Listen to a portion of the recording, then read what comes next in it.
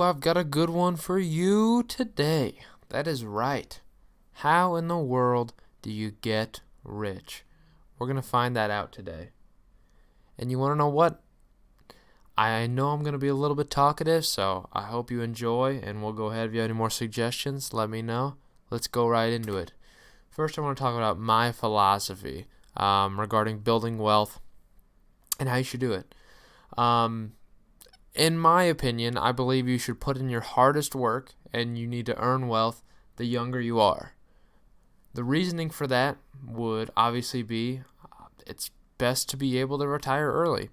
In my opinion, you should work as hard as you can, doing as much as you can, giving yourself as little free time as possible while you're young, so that way when you're older and you're not as able to necessarily do that, you'll actually be able to enjoy your life a little bit more and not be stressed about not having enough money for this bill, that bill.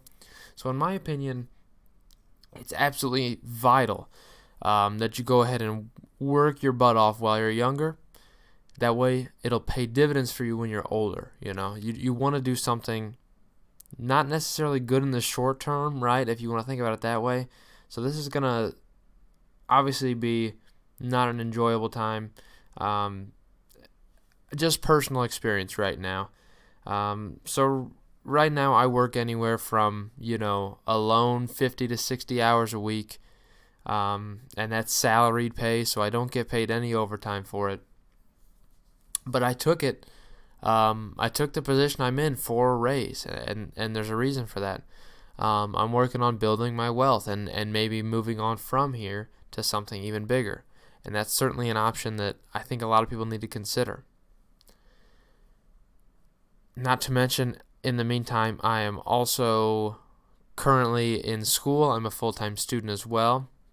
It is online classes, but I'm working on getting my education so I can better myself in that way.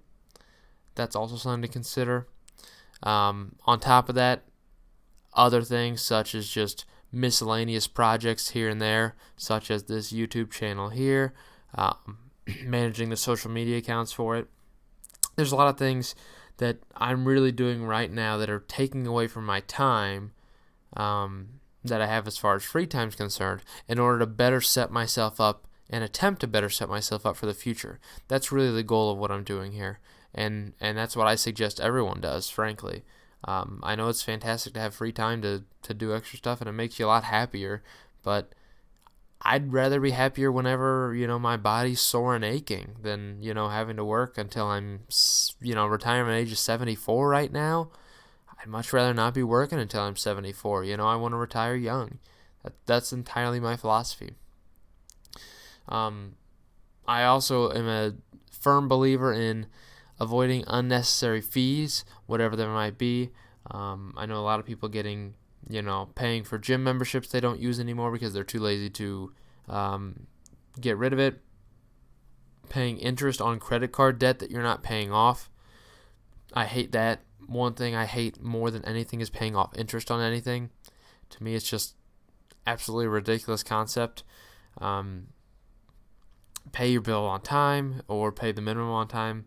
And you need to make a life change if you're not able to do that. There's clearly something wrong if you're spending more than what you have. And if that's the case, you need to realign your priorities. But avoiding any unnecessary fees that you don't have to pay is entirely the goal, because a lot of that's just money wasted. I don't know. I don't like throwing my money down the drain for no reason. If there's a reason for it, fine. But otherwise, I'm not going to mess with it. I also believe investing money regularly and as early as often as possible. You want to go ahead and, in my opinion, once you turn 18, start investing. And it's something I certainly wish I had done. Now, unfortunately, I was a little bit behind the party. I started investing when I was, I think, right about when I turned 20. So I've had a good 2 years in the market now. And I just think about it as is right now. I mean, I could have a lot more than what I have right now in my account, if I started investing 2 years prior to that. That's, double the time. If I had 4 years as opposed to those 2 years, I would be in a lot better place than I was even. And if you think about that, in the long run, that adds up. A lot of that investing why I prefer it early would be, you know, it's all that compounding of it. If you are invested in dividend paying companies, the more you have invested in those companies, the more money you have, the more money you get back. And that's really the goal here, investing as early as you can so that way, you can build that wealth just passively through owning stocks of companies. And the more money you have in, the earlier you have in, the more that builds over time. I also think one issue I've noticed a lot is budgeting. You need to assure that you have savings. I'm not a huge fan of necessarily savings accounts. For me, it's really just, you might as well just have your money hidden under the bed. I mean, for goodness sake, savings account don't really earn you much money. It's much better to have that money somewhere liquid, either a checking account or either. I would also suggest a money management account as well. It's relatively easy to pull money from a money management account, and they pay dividend as well. Savings accounts paid such a fractional amount, it's not even worth it. I would say put more of your money in a checking account personally, if that were the case. Savings are just, I would stray more towards a money management account personally than a savings account, but you need to have just make sure you are budgeting your life to where you can have money set aside. That's entirely what you need to do. If you're not able in a paycheck to put any money aside, you're doing something wrong. You're living incorrectly. That's just frankly how it is. I mean that there's no really other way than I can put it. There's no way that you're not making enough to actually set any amount aside. It's just not how it is. And overall, the goal, I think, is to set money aside for your children or your family. If a tragic event happens in your family, you want to be able to support them. Or when you have children, you want to make sure that they're set off pretty well. You want to have a college fund for them. You want to have this for them. You want to be able to provide them with a good childhood. That's really the goal of all this. You get to enjoy your life when you're retired early. You can go ahead and, support your children and have them live a good life. A very shocking study this is scary, and this is, I don't know about you, but this frightens me. This is a 2016 study, shows that 69% percent of people had less than $1,000 in total savings to their name. Less than $1,000 saved up. And 34% had no savings at all. That is absolutely ridiculous in my opinion. That is extremely scary. You're going to say that only 1/3 of people in America have more than $1,000 to their name?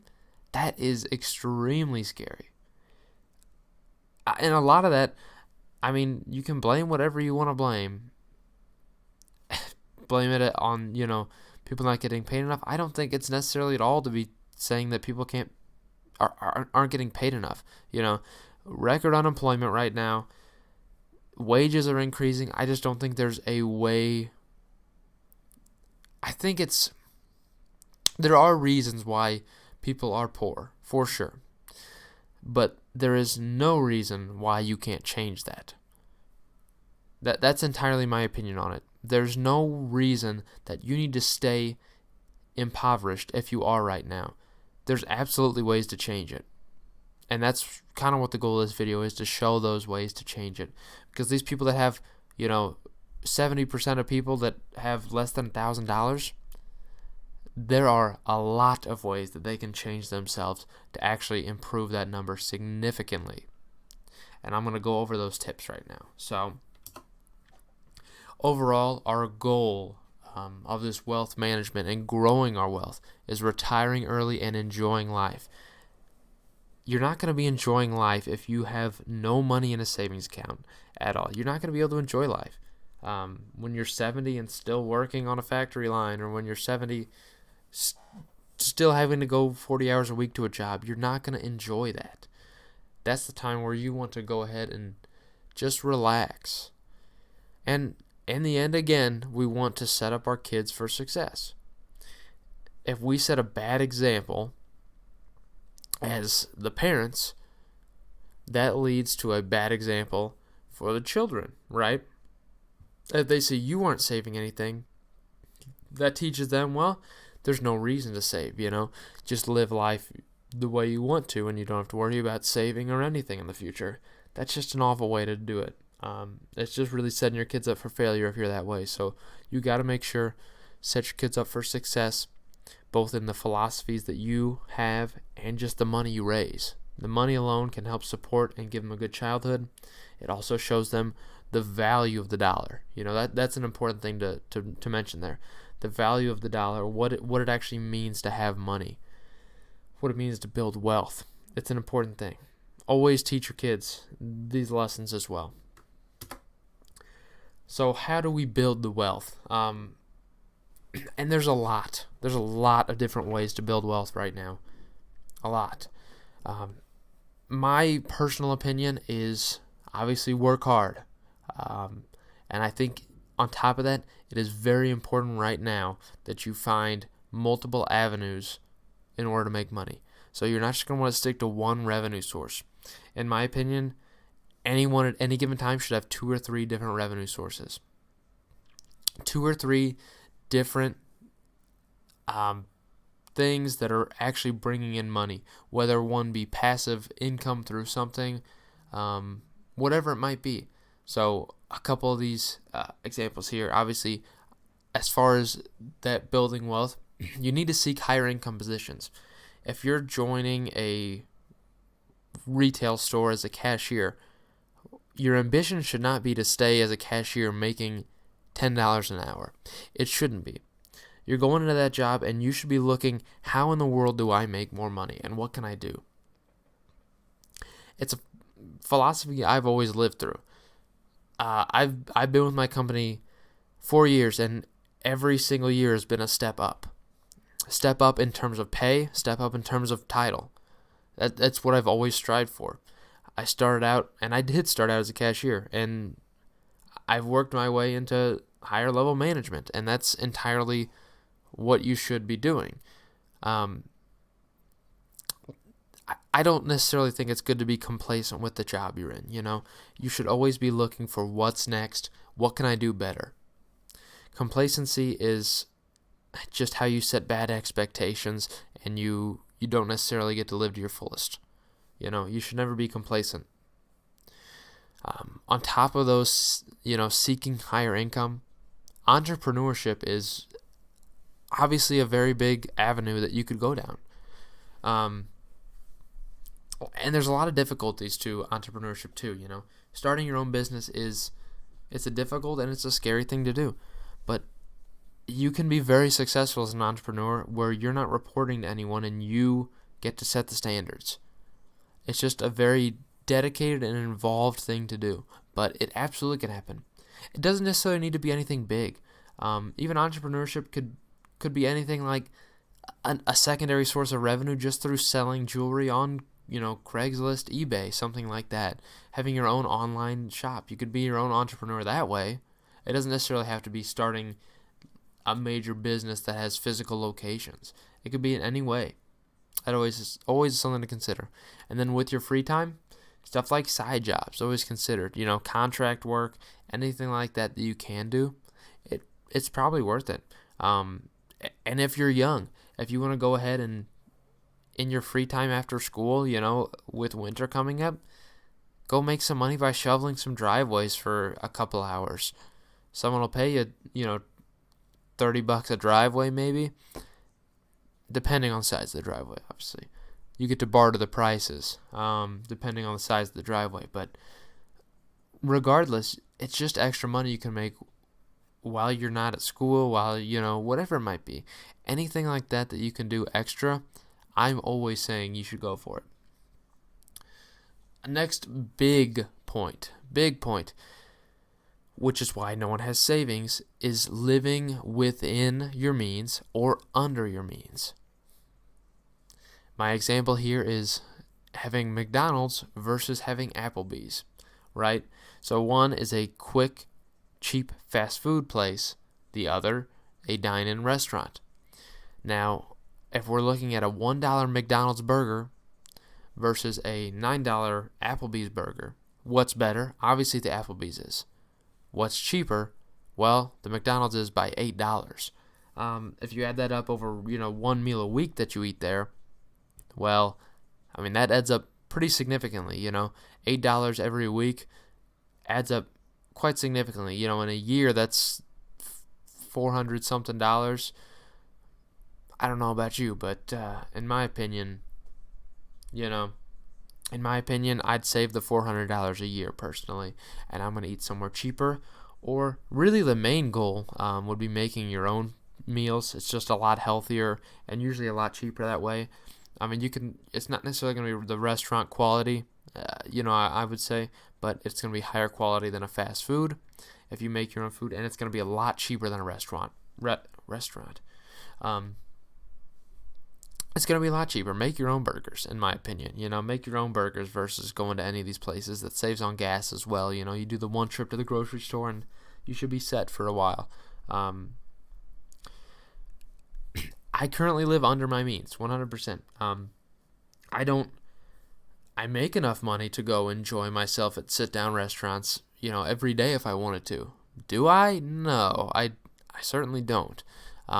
It's mostly home-cooked meals and cheaper frozen foods for now. It's things that are a lot cheaper for me that I can actually afford. I can easily afford it and still be growing wealth. That's really what I'm doing here. But for sure, you never need to live over your means. And a lot of that can be done through weekly budgeting, as mentioned here. So if you make, depending on what you get paid, whether it be weekly or bi-weekly, you should make a budget for that time. If you're paid bi-weekly, divide that by 2 so you can see how much money you make in a week. And you need to set the standard for how much money do you want set aside that week, in every single week. How much do you want to set aside? Set that goal in mind. Once you have that set aside, if you're making $1,000 every 2 weeks, let's say that. So if you're not making that much money, let's say, $1,000 every 2 weeks, $500 a week, set yourself the standard that I'm going to save $20. That's not much. I'm going to save $20 every single week, right? Overall, you're ending up saving $1,000 a year if you really want to consider it that way, which I personally would consider it that way. But $20 every week, and then after you subtract that $20, you have $480, and that is what you budget off of. You're not going to include what you're saving in your budget because then you'll break that budget, right? You need to subtract what you want to save from what you make and then make a budget. So that'll be food, any other miscellaneous costs, gas every time. There's just a lot of stuff to consider. Rent, a lot of stuff that you need to consider in these budgets, right? So you want to do enough to where you're actually gaining wealth. Regardless of what you make, you can absolutely budget yourself to gain wealth, whether it be decreasing the amount you spend on food, whether it be, doing that, whatever, decreasing the amount you spend on clothing, whatever it might be for that given week, if you have to walk as opposed to drive, sometimes just to, get a bike. If you have to do that to avoid spending gas money, it could be an option. Not necessarily saying it has to be, but there are options through this budget to decrease the amount you're spending. Another point here, which is vital, and it's the reason why a lot of people lose money. Consumerism is such a high thing that, splurge purchases are very much just normal process of life. You go through with a mission. You're going to a store to get a specific product, but then along the way you see something else that, piques your interest. And you buy it. That's obviously not what you're looking for. That's, you don't want to buy things just because you think they're interesting. You should save the purchases to necessities for the most part. Obviously, it's fine to set aside some money for these type of splurge purchases, but it can't be a regular thing. You can't go to the mall every, week and then end up coming out spending $100 just because you're like, oh, well, it was on sale. You don't want to do that. You want to buy things that you need and not buy these splurge purchases as much as possible. It's not necessarily you cut out every sort of enjoyment source. I had to break down and, occasionally I'll buy, I had to buy a new football actually just recently. And yes, I spent a little bit more I didn't get the cheapest football. Okay. My football for practicing, I want it to be quality. The one I had before finally burst open at the seams after, years of using it. So I had to get a new football. Okay. But when I went to go get that football, I didn't buy anything else. I just bought that. I saw some other things that I might have wanted, but I didn't buy anything else. I went in with a mission. I stuck to that mission. That's what you need to do. Moving onward, a couple other things to mention here. Renting versus home ownership, right? I think I have a weird opinion here as far as renting is concerned. And obviously there's pros and cons to both renting and home ownership. The reason I don't necessarily enjoy renting is that it's money getting sent for temporary living, right? It's not money getting spent on adding up to something that you'll own at one point. You never actually own anything at the end of renting. It's just money spent for people taking care of anything, which is why it's valid. I think there are pros to renting. You don't have to worry about everything that can go wrong with home ownership, right? And everything does go wrong. If you're new to buying a home, everything goes wrong for you, and you'll always have to have specialists out to do this, that. The home's going to break down. With renting, you have people that'll do that for you. Your landlord will usually take care of all those things. And that's kind of what you're renting for. But I kind of dislike renting just for the fact that it's money that's not going towards anything. I prefer my money to be adding to something that's actually tangible. I'm going to own it. That's why home ownership's kind of my key there. And if we're talking home ownership, I think it's certainly important to mention the price discrepancy between building a home and pre-made housing, right? Building a home is always cheaper, regardless of what it is. Now, the thing is, you have to know people in order to get it to be cheaper necessarily, or if you know a company that'll offer cheaper rates, and you can get a house after doing all the calculations, and you're okay with waiting to live in a house, it's a lot better to do building, buy a plot of land, and then build on it, as opposed to buying something pre-made, because it's always more expensive to buy a house that's already built. That's just unfortunately how it is. And a lot of that is, choosing a good time to buy a house too. You don't want to buy when housing prices are insane. It is a factor to look at as well. And with owning that house, I think it's important. Obviously, you don't want to move regularly. It's just best that you don't move regularly. And if you are, I know a lot of people that technically they do flip houses. So you buy a house, you live in it for a couple of years, all the while you're renovating, and you're making that improve. So that way you come out in the end with an improved home value, and you can sell it for that improved price. That is an option as well to consider. Another major point, if we're talking homeownership, avoiding debt and interest payments. So I know a lot of people that get into debt in many ways. Some of that is going to be through, if we're talking homes or vehicles, mortgages. So I drove a clunker around until I had the money to purchase a newer car outright.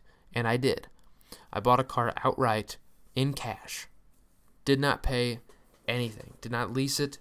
Nothing. I bought the car outright, and I was done with it then. I owned the car. I did not have to worry about paying extra interest fees. I'm a guy who hates interest. It is just money just extra money spent for borrowing money. I hate it. It's not going towards anything. It's just money that you lose. And that's why I prefer buying outright. So if I'm making a down payment on a house, I'm going to put as large of a down payment as I can, and I'm going to get that house paid off as quickly as I can. That's just frankly how it is. And definitely avoid debt, just in general. I know so many people with a lot of credit card debt that they're in over their head and they have no clue how to get out. Do not spend more than you have. That's just simply how it is. I know credit cards are tempting. A lot of people have a lot of lines of credit because they're always offering, this. You get this for signing up. It's awful. And that way, if you hit your credit limit on one card, you open up another card. It's a terrible, terrible cycle. Definitely one to avoid. Only have, in my opinion, 2 lines of credit at any given time. And that's simply just so you can help build, your credit score. That's really my opinion on that. And, as I said, with interest payments, if we're talking about debt, school loans are a huge deal, obviously. Anyone younger might feel that. So from my perspective, I'm at a point right now where I have the luxury of not necessarily paying for school, right? I pay a very minimal amount, and it's something I can easily afford. I went through my first 2 years completely free due to a scholarship, so that's entirely lovely. And then from there, transferred over to a 4-year university, and now I'm paying minimum amounts, all due to scholarship. As on top of scholarships, I've also got additional support from my employer, so I have employer discounts as well into my education. Anything you can look for that, you would need to absolutely do. If there's any way you can pay less money for your education, then do it. And you have to get that education, That's something that is vital. I think for the most part, having a degree is, it depends on the field you're going in, but for the most part, it's a very vital thing to have. Get your education as young as you can, get it over with, and that way you can set yourself up better for the future. But you need to try to avoid getting exorbitant amounts of student debt. You don't want that.